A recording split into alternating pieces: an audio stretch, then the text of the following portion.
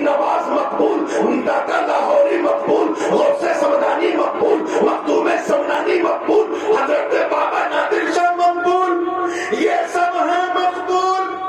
اور عبادات مفروضہ کی قبولیت میں ہے شک. اللہ قبول کرے تو مقبول، نہ قبول کرے تو نہ مقبول، لیکن اللہ والوں کی ذات تو پہلے سے مقبول. اب یہ میری اور ان کی قسمت وہ جماعت والے جو مشکوک کو وسیلہ بناتے ہیں، ہم سنت والے ہیں جو مستقبل. اللہ سبحان اللہ سبحان اللہ سبحان اللہ. بہت بہت توسل کے لیے بہت ضروری ہے کہ ہر نیک کام کو وسیلہ بنائے. اسی لیے حضرت ابن حجر اسقلانی اور بلکہ حضرت سرکار سیدنا شیخ عبدالحق محدث دہلوی رحمۃ اللہ تعالی علیہ نے تو وابتغوا الیہ الوسیلہ کی تشریح کرتے کرتے کہہ دیا تلاش مرشد کا. تلاش مرشد کا نام ہے ابتغاء وسیلہ. کیوں؟ کیونکہ یہ بھی عمل خیر. ابھی آپ نے دیکھا کہ مجھ سے پیشتر تقریر ہوئی، پھر نعت مجھ سے پہلے نعت ہوئی، تقریر ہوئی، ایک سلسلہ چل رہا تھا نا. یہ بکواس چیزیں تھی، اللہ کی پسندیدہ چیزیں تھی. ابھی تو جو پسندیدہ ہے وہی تو مقبول، وہی تو عمل خیر ہے. ہم نے غریب کو کھانا کھلایا، عمل خیر ہے، اچھا کام ہے. بیوہ کو سہارا دیا، اچھا کام ہے. یتیم کے سر پہ ہاتھ رکھا، اچھا کام ہے. جلسہ کیا، اچھا کام ہے. ہر اچھا کام وسیلہ ہے. زور سے بولو کیا ہے؟ ہمیں تو جب اچھا کام وسیلہ، تو پھر مصطفیٰ جو سب سے اچھے ہیں، سب سے اعلیٰ، سب سے اولا، سب سے افضل، سب سے عالم، سب سے سوڑے، اور جب ان کا غلام وسیلہ بن سکتا ہے تو پھر سب کا امام وسیلہ کیا. سبحان اللہ سبحان اللہ سبحان اللہ. اور سنیے، صرف یہی وسیلہ نہیں، گڑ گڑا کر درود پڑھ کے دعا مانگنا بھی وسیلہ ہے. آپ نے دیکھا ہوگا اہل سنت کا طریقہ، دعا سے پہلے درود پڑھتے ہیں، پھر دعا کے بعد درود. کیوں؟ کیونکہ ہم جانتے ہیں کہ ہماری دعا پتہ نہیں قبول ہو یا نہ قبول ہو، لیکن اللہ کا وعدہ ہے درود ضرور قبول ہو. تو پہلے درود پڑھ دو، پھر دعا، بعد میں درود پڑھ دو. دو قبول کے بیچ میں، دو مقبول کے بیچ میں اگر کوئی مشکوک بھی رہا تو اللہ اپنے کرم سے اسے بھی مقبول بنا دے. درود، دعا کے لیے درود پڑھنا بھی وسیلہ. ایسے ہی اللہ کی شان اور اس کی کبریائی اور اس کی بڑائی کو بیان کر کے دعا مانگنا بھی وسیلہ. مسجد میں آپ نے دیکھا ہوگا امام صاحب دعا مانگتے ہیں تو پہلے کیا کہ اللہم انت السلام ومنک السلام والیک یرجع السلام فحینا ربنا بالسلام وادخلنا الجنة دار السلام. ابھی تک دعا نہیں مانگی تھی، واللہ کی شان بیان ہوئی. ادھر آؤ، الحمدللہ رب العالمین، اللہ کی شان بیان ہوئی. الرحمن الرحیم، اللہ کی شان بیان ہوئی. مالک یوم الدین، اللہ کی شان بیان ہوئی. اب دعا ایاک نعبد و ایاک نستعین، اہدنا الصراط المستقیم. تو پہلے شان بیان کرو، پھر بھیک مانگو. یہی اللہ کو پسند ہے. وہ جانتا کہ بندہ عاجز تو بنے، میں اسے قدر والا بناؤں گا. وہ بے اختیاری تو دکھائے، میں اسے صاحب اختیار بناؤں گا. ارے وہ بندہ بن کے آئے، میں اسے بندہ نواز بنا دوں. وہ غریب بن کے آئے، میں اسے غریب نواز بنا دوں. وہ مستعد بن کے آئے، میں اسے سماج کا قوس بنا دوں. وہ خادم بن کے آئے، میں اسے مخدوم بنا دوں. اور اگر وہ مرید بن کے آئے تو میں اسے اس کے پیر کی مراد. سبحان اللہ سبحان اللہ سبحان اللہ. سمجھ آ رہی؟ یہ بھی وسیلہ. اور بہت سارے اس طرح کی مثالیں. میں نہ مزدلفہ عرفات، نہ مینا اللہ ہے، نہ مزدلفہ اللہ ہے، نہ عرفات اللہ ہے، نہ کعبہ اللہ ہے، نہ منتظم اللہ ہے، نہ رکن یمانی اللہ ہے، نہ رکن شامی اللہ ہے. یہ سب غیر اللہ ہے. کیا؟ صفا مروہ کے درمیان صحیح، ایک پہاڑ سے دوسرے پہاڑ. یا اللہ یہ کیا؟ ہم یہاں کی دعا مانگیں، مینا میں کیوں دعا مانگے، عرفات میں کیوں مانگے، مزدلفہ میں کیوں مانگے، مشعر حرام میں کیوں مانگے؟ ہم دعا جو ہے خانہ کعبہ میں کیوں مانگے، حتیم پر کیوں مانگے، رکن اسود پہ کیوں مانگے، رکن شامی عراقی پہ کیوں مانگے، باب کعبہ تھام کر کیوں مانگے؟ آواز آئی اس لیے کہ یہ اللہ کی نشانیاں، اللہ کو پسند، اللہ یہاں دعا سننا پسند فرماتا۔ میں سوچ میں پڑ گیا، مولا دعا کو قبول تو کرتا ہے، مانگتے بندے ہیں، تو ان جگہوں کا کیا مسئلہ ہے؟ تو کہ سن، ان جگہوں پہ اس لیے مانگ کیونکہ یہ جگہیں مقبول، یہ جگہ کیا ہے؟ مقبول ہے۔ ارے جب مقبول جگہ پہ کھڑا ہو کر تو اپنے گنہگار ہاتھوں کو اٹھا کر آنسوؤں سے اشک کا دریا بہائے گا تو یہ جگہیں اتنی مقبول کہ میری دعائیں بھی مقبول۔ سبحان اللہ سبحان اللہ سبحان اللہ۔ یہ بھی وسیلے کا ہے۔ اب میں ذرا سوچو، مینا سے جب دعا مانگنا اللہ کو اتنا پسند کیونکہ وہ مقبول جگہ ہے۔ مزدلفہ مشعر حرام اذا افضتم من عرفات فاذكروا الله عند المشعر الحرام واذكروه كما هداكم۔ جب وہاں اللہ کا ذکر کرنا، دعا مانگنا اللہ کو پسند ہے کیونکہ جگہ مقبول، زور سے بولو۔ جب عرفات سے کھڑے ہوتے ربنا ظلمنا انفسنا وان لم تغفر لنا وترحمنا لنكونن من الخاسرین، یہ کہنا اللہ کو پسند ہے کیونکہ جگہ مقبول۔ ارے جب رکن اسود، چلو میں تفصیل میں نہیں جاتا، رکن اسود، حجر اسود، کون سا؟ کالا کالا پتھر جسے لوگ چومتے، چھو کر کے دعا مانگتے، ملا کی ٹوکتے، یہاں نہ چومو وہاں نہ چومو، وہ درگاہ نہ جاؤ وہ درگاہ نہ جاؤ۔ ان سے پوچھو ملا جی حجر اسود کو کیوں چومتے؟ کیوں چومتے ہیں؟ اس کو اس لیے چومتے ہیں کیونکہ اس میں نبی کا لب لگا ہے۔ لب سمجھے؟ لب سمجھے؟ اس لیے ہم چومتے ہیں کیونکہ نبی کا اس پہ لب لگا ہے، اسے نبی نے چوما۔ میں نے کہا اچھا لب لگا ہے، توجہ، لب لگا اس لیے تو اسے چومتا۔ ارے نادان، جب حجر اسود کو تو چوم رہا کیونکہ اس میں نبی کا لب لگا ہے، تو گنبد خضرا جا، وہاں تو نبی کا سب لگا۔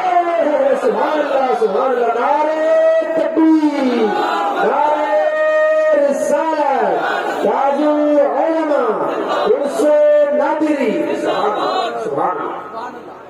کہتے ہیں یہ جنتی حجر، جنتی حجر، نبی نے اسے چوما اس لیے ہم چومتے ہیں۔ میں نے کہا کیا نبی نے صرف اسی کو چوما؟ نبی نے تو حسن کو بھی چوما۔ دور سے پیچھے والا سومت، حسین کو بھی چوما ہے، کاندھے پہ بھی بٹھایا ہے، گلے کو چوما ہے، آدان ریحانہ کہا، اپنی خوشبو کہا، جنت کے پھول کہا، چوما ہے۔ ادھر گھر میں حسن حسین کو چوما۔ توجہ چاہوں گا، اپنے گھر میں کس کو چوما؟ زور سے بولو، بولو یار، حسن حسین کو چوما۔ اور اللہ کے گھر میں حجر اسود کو چوما، اور یہ اعلان کر دیا کہ سن جنتی دونوں، ایسے بشر ملے تو بشر کو چومو، ایسا حجر ملے تو حجر۔ سبحان اللہ سبحان اللہ سبحان اللہ۔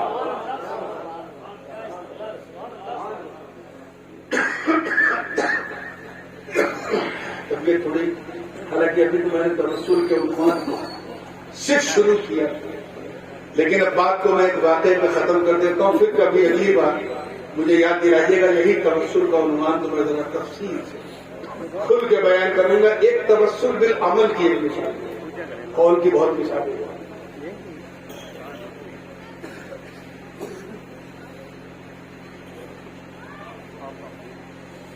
حضرت زکریا علیہ السلام نام تو سنا ہوگا آپ لوگوں نے، فخر بنی اسرائیل، صاحب بشارت کبریٰ۔ سلام پڑھ لیں کیا؟ کچھ زیادہ کہ میرا ہے کیا اسٹیج پہ دکھ رہا ہوں میں؟ ہاں ٹھیک ہے، آخری بات ہے، اور یہ وہ بات ہے کہ اسی میں ساری رات کا سب کچھ اسی میں چھپا ہوا. حضرت زکریا علیہ السلام اللہ کے نبی اور بعض روایات میں آپ کو رسول بھی کہا. نبوت میں کوئی مسئلہ نہیں, کوئی شبہ نہیں, صاحب بشارت, فخر بنی اسرائیل, مبلغ شریعت موسیٰ. سب کچھ اللہ نے ان کو دے رکھا تھا, بس اولاد کی نعمت ان کے پاس نہیں. اور ادھر دوسری طرف ان کے چچیرے غالباً میرے بھائی حضرت عمران, ان کو بھی اللہ نے اولاد نہیں دی تھی. ان کی بیوی حضرت عمران کی بیوی جو ہے وہ رو رو کر دعا مانگتی تھی, اے اللہ مجھے اولاد دے دے, اولاد دے. تو نے مجھے بہت عزت بخشی, مجھے تو نے عمران کی بیوی بنایا, بنی اسرائیل جیسا خاندان دیا. لوگ مجھے اپنی عقیدت و محبت سے پکارتے ہیں, کوئی ملکہ, کوئی امیرہ, کوئی کچھ کہتا, بس ماں ماں کہنے والی آواز میں نے نہیں سنی. کہ اللہ مجھے ماں بنا دے. اللہ نے کتنی بار دعا مانگی, ایک دن رہا نہیں گیا تو منت مانگی. کیا مانگی؟ منت بڑی یونیک چیز ہے. آپ لوگ منت مانتے ہیں, کوئی یہاں آئے ہو منت ارادہ ہے کہ نہیں؟ مانا کرو. کوئی ٹوکے تو سینہ ٹھوک کے مانا کرو, تنکے کی چوٹ پہ مانا کرو. ہماری ماں بہنیں بھی بیٹھی ہیں, ان کا تو منت ماننے میں ہم لوگوں سے 2 قدم آگے کا مانگتا. کچھ بہنیں تو ایسی منت مان لیتی ہیں کہ اسے پورا کرنے کے لیے مفتی صاحب کا قلم ہی نہیں چل سکتا. جیسے کسی بہن نے یہ منت مان لی کہ اے اللہ تو مجھے ماں بنا دے, ممتا کا سواد چکھا دے. میں منت مانتی ہوں کہ تیرے محبوب کے دربار میں آ کر میں اپنے بچے کو وہیں چھوڑ جاؤں. اب بتائیے کون مولانا صاحب اس کی اجازت دیں گے؟ پہلی بات تو زیارت ہی کی اجازت نہیں ملے گی, وہ بچہ چھوڑنا بہت بڑا. عورتوں کے لیے بہتر یہی کہ وہ اللہ والوں. اصل میں عورتوں کو اپنی قدر و قیمت کا آج تک ہمارے معاشرے میں اندازہ ہی نہیں ہونے. ہم عید کی نماز پڑھتے ہیں, عورتیں گھر میں سوئی بناتی ہیں, بیٹھے بیٹھے ثواب پا جاتی ہیں. ہم تراویح کے لیے مسجد میں جاتے ہیں, عورتیں گھر میں پڑھ لیتی ہیں اور پورا ثواب پاتی ہیں, ایک رتی برابر کرتے. ہم جمعہ کی دکانہ پڑھنے کے لیے مسجد میں آتے ہیں, عورتیں گھر میں ظہر پڑھتی ہیں اور جمعہ والا ثواب. کتنی رعایت اللہ نے عورتوں کو دیا ہے, گھر بیٹھے بیٹھے جنت پر. کچھ سوچا کہ ایسا کیوں سسٹم ہے؟ وہ اس لیے تاکہ عورتوں کا غیر شرعی استعمال ہے. آج جس طرح سے ہمارے معاشرے نے صابن, تیل, گھی, مکھن, بریڈ سب کے پروڈکٹس پر ہمارے عورتوں کی فوٹو لگا کے عورتوں کو بازار کا ماڈل بنایا. الحمدللہ ہماری اسلامی معاشرے کی خواتین بہت حد تک محفوظ ہیں, اور وہ تو بالکل محفوظ ہیں جو پردے میں اپنے آپ کو پردے میں رکھو میری بہنیں. اور جلسہ جلوس میں اس اہتمام کے ساتھ آؤ کہ کم سے کم بیچ میں ایک ایسا پردہ ہو کہ نہ مرد تمہیں دیکھے نہ تم مرد کو دیکھو. تمہیں وہیں بیٹھے بیٹھے پورا ثواب ملے گا. بزرگوں کے عرس میں عورتوں کا آنا اگر شرعی تقاضوں کے ساتھ ہے تو صورت بن سکتی ہے, ورنہ کوئی چارہ نہیں, کوئی عالم اجازت نہیں دے. اب ایک عورت نے منت مان لی, بچہ چھوڑ جاؤں گا.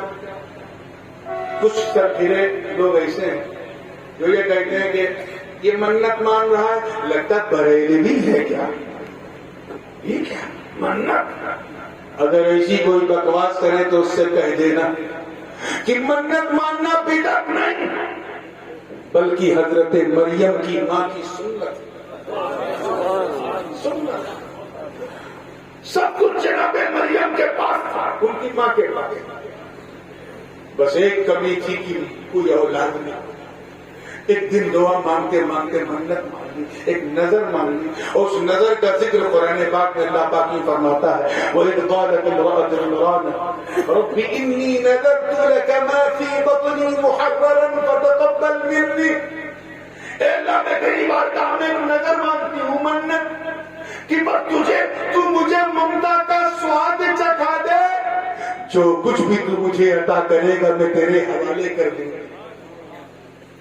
منت بڑی عجیب تھی اور ایسی تھی کہ تیرے حوالے کر دوں گا۔ مریم کسی کے حوالے نہ ہو اس سے پہلے کہ مریم آنکھ کھولتی، اللہ نے ان کے والد عمران کو اپنی رحمت میں بلا لیا۔ حضرت مریم کی ماں ابھی دودھ پلا رہی ہے، انہیں بھی اندازہ کہ ایک دن دودھ پلانے کی مدت ختم کر کے میں بھی روانہ ہو جاؤں گی، کیونکہ میری منت ہی ایسی ہے، لیکن میں اپنی بیٹی کو وہاں لے کے نہیں جا سکتی۔ یہ تو خانقاہ کے تقاضوں کے خلاف ہے، یہ شرعی تقاضوں کے خلاف ہے، اور وہاں جو بڑے بڑے رہبان و حواریون ہیں وہ تو اجازت بھی نہیں دیں گے۔ اتنی بڑی دنیا اور میری بچی اکیلی رہے گی۔ قرآن پاک نے اس منظر کی منظر کشی کی ہے، فلما وضعتها قالت رب انی وضعتها انثى واللہ اعلم بما وضعت وليس الذکر كالانثى وانی سمیتها مریم وانی اعیدها بک وذریتها من الشیطان الرجیم فتقبلها ربها بقبول الى آخر۔ گود میں لیا، دیکھا گیا اللہ یہ تو بیٹی ہے، صرف 2 منٹ باقی، یہ تو بیٹی ہے، مولا بیٹا ہوتا تو مجھے کوئی تکلیف نہ ہوتی، سہارا مل جاتا، مگر آج اس کا بابا نہیں، کل اس کی ماں نہیں ہوگی، یہ بیٹی اکیلی رہے گی، کیا کروں؟ اللہ نے حکم دیا اپنے نبی زکریا کو، اے زکریا جا میری مریم کے سر پہ تو اپنی شفقت کا ہاتھ رکھ دے۔ حضرت زکریا نے کہا بیٹی میں میرے پاس کوئی اولاد نہیں، تیرے پاس بابا نہیں ہے، میرے پاس بیٹا نہیں ہے، کیا میں تجھے اپنی لائبالت، اپنی دکت پتری، اپنی بیٹی بنا لوں؟ حضرت مریم مسکرا کے جناب زکریا کے ساتھ چل پڑی اور خانقاہ کے پیچھے اس بلندی پر ایک مٹی کے ٹیلے پر حضرت مریم کی خانقاہ بنائی۔ کیا بنائی؟ ایسے نہیں، منہ سے بولو، کیا بنائی؟ خانقاہ بنائی۔ خانقاہ سمجھتے ہیں نا؟ کچھ لوگ خانقاہ کو خامخواہ سمجھتے ہیں، میں کہتا ہوں اگر ایسا کوئی سمجھنے والا ہو تو اسے بتا دینا کہ اس کا اس دنیا میں رہنا ہی خامخواہ، جو خانقاہ کو خامخواہ سمجھتے ہیں۔ محراب مریم بنی، خانقاہ مریم بنی، اور حضرت زکریا نے فرمایا بیٹی میں تیرا باپ تو نہیں لیکن باپ جیسا ہوں، تجھے کوئی بھی ضرورت ہوگی مجھ سے مانگنا، یہاں تو عورت ہے اس لیے میں تجھے اجازت نہیں دیتا باہر نکلنے کی، اسی کے اندر رہنا، جو بھی کھانے پینے کی ضرورت ہوگی میں دوں گا۔ قرآن پاک نے اس منظر کی یوں منظر کشی کی، کلما دخل علیہا زکریا المحراب وجد عندہا رزقا، جب زکریا خانقاہ مریم میں جاتے تھے بے موسم پھل پاتے تھے۔ کیا پاتے تھے؟ بے موسم پھل سمجھتے ہیں نا؟ ابھی آم کا موسم شروع ہونے والا ہے، لیکن دسمبر میں اگر کوئی آم، لکھنؤ کا دشہری یا بنارس کا لنگڑا یا پنجاب کا چوسا یا گجرات کا جو ہے وہ کیسر، بمبئی کا آپوس اگر کوئی دکھا دے کھلا کھلا تو میں سمجھتا ہوں دیکھ کے منہ میں اتنا پانی آ جائے گا جتنا اس آم میں نہیں، کیونکہ بے موسم، اور جو چیز بے موسم ہوتی ہے تو مولیہ ہوتی ہے، قیمتی ہوتی ہے۔ آلو کے موسم میں گوبھی دیکھ رہے، گوبھی، چاول کے موسم میں گیہوں، گیہوں کے موسم میں دھان، کھجور کے موسم میں انجیر، انجیر کے موسم میں کھجور، بے موسم پکوان، بے موسم کھانا پینا دیکھا۔ عرض کیا اے مریم یہاں کوئی آتا نہیں، تو کسی کے پاس جاتی نہیں، یہ بتا انا لکی ہاذا، تجھے یہ بے موسم پھل ملا کہاں سے؟ یہ کھانا پینا دیتا کون ہے؟ حضرت مریم سر اٹھاتی ہیں، مسکراتی ہیں، عرض کرتی ہیں اے اللہ کے نبی، ہوا من عند اللہ ان اللہ یرزق من یشاء بغیر حساب، آپ کی مریم کو یہ بے موسم پھل کوئی بندہ نہیں بلکہ بندوں کا خدا دیتا، اور اللہ جسے دیتا ہے بے حساب دیتا ہے۔ جو چاہوں گا یہ کرنے کے لیے بے حساب دیتا اتنا سننا تھا. حضرت زکریا سمجھ گئے. آپ سمجھیں گے ہاں وہ سمجھ گئے کہ مریم کوئی سادھارن بچی نہیں. وہ سمجھ گئے یہ معمولی نہیں غیر معمولی ہے. یہ سادھارن نہیں اسادھارن ہے. ایکسٹراڈینری ہے. اس کے لیے تو عرش سے مائدہ اترتا ہے. دستخانے نعمت اس کے لیے بچھائے جاتے ہیں. حضرت زکریا کی عمر لگ بھگ 75-80 سال کی تھی. بوڑھے تھے. ان بے موسم پھلوں کو دیکھا, خانقاہ مریم کو دیکھا تو ایک امید کی کرن جگمگانے لگی.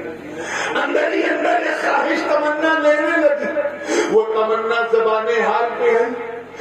سوچنے لگے اے اللہ تو اپنی مریم کو اگر اس خانقاہ مریم میں اپنی مریم کو بے موسم پھل دے سکتا ہے تو اللہ اس بوڑھے زکریا کو بے موسم بیٹا دے دے.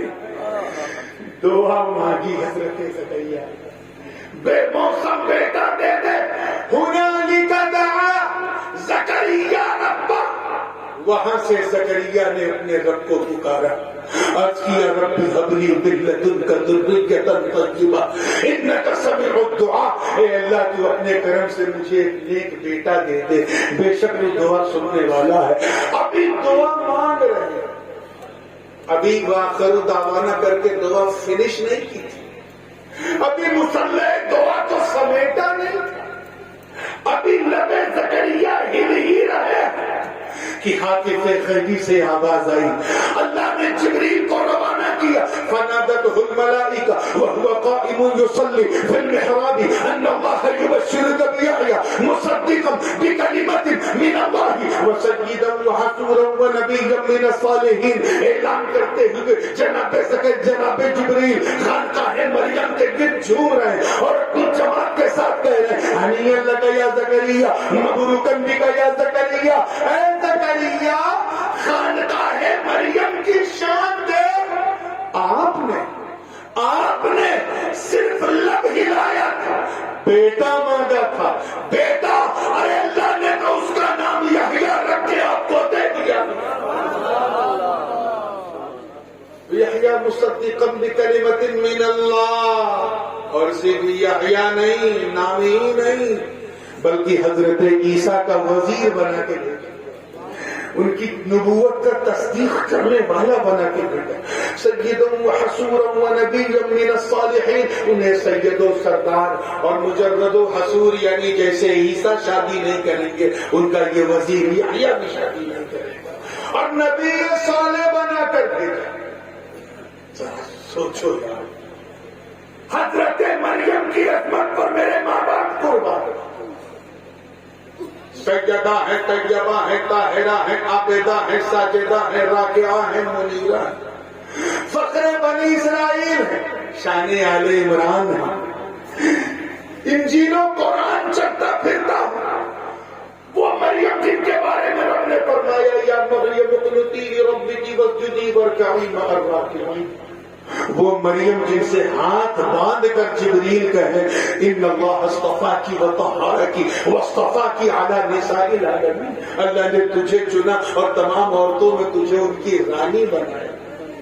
عظمت والی ہے مریم مگر ولیہ ہے, نبیہ نہیں.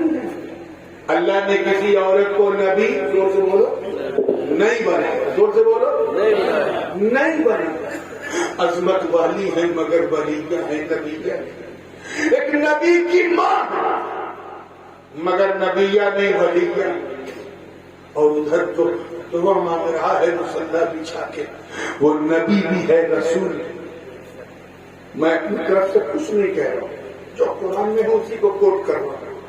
اپنے دھڑکتے ہوئے دل پہ ہاتھ رکھ کر ایمانداری سے بتاؤ کہ حضرت زکریا اپنی تمام تر نبوت و رسالت و جاہ و جلال, فضل و کمال, حسن و جمال, جود و نوال کے باوجود ایک ولی کی خانقاہ سے دعا مانگ سکتے نہ یہ شرک ہے، نہ بدعت ہے، نہ گمراہی۔ ان جاہلوں کو بتاؤ کہ اگر نبی اپنے امتی کے در سے دعا مانگ سکتا تو اگر ہم غلام امتی مصطفیٰ کے در سے دعا مانگے تو حیرت۔ سبحان اللہ سبحان اللہ سبحان اللہ۔ ہمیں جب محراب مریم کا یہ عالم ہے، کاش یہ بات میں 11 بجے کہتا تو، لیکن پھر جب محراب مریم کی عظمتوں کا یہ حال ہے تو پھر محراب نبوی کا حال کیا؟ ارے وہ محراب مریم جہاں چند فرشتے اترتے تو وہ جگہ ایسی ہو جائے کہ ادھر رب ہلے ادھر سب ہلے۔ ہمیں جب چند فرشتوں کے آنے سے مریم کے محراب کا عالم یہ ہے تو میرے نبی کا وہ گنبد خضرا جہاں چند نہیں بلکہ 70,000 فرشتے صبح و شام آتے جاتے ہیں، وہاں کی برکتوں کا عالم کیا؟ سبحان اللہ سبحان اللہ سبحان اللہ۔ نعرہ تکبیر، نعرہ رسالت، عظمت مصطفیٰ، عرس نادری، تاج العلماء۔ ہم یہاں ہیں ہاتھ اٹھانے کے لیے آئے۔ ہم جانتے ہیں کہ ہمارے ہاتھ گندے ہیں، زبان ناپاک ہے، لیکن یہ گھر-بار ایسا ہے کہ اگر یہاں لب ہل گیا تو انشاءاللہ وہاں سب ہل جائے گا۔ حضرت نادر شاہ کی نسبت کا فیض لوٹو اور سکون سے سو جاؤ، الارم لگا کے اس یقین کے ساتھ کہ فجر کی نماز کا چھوٹے۔ اللہ پاک ہم سب کو سچا، حقدار، نسبتی، سنی، صحیح العقیدہ مسلمان بنائے رکھے۔ وآخر دعوانا الحمدللہ۔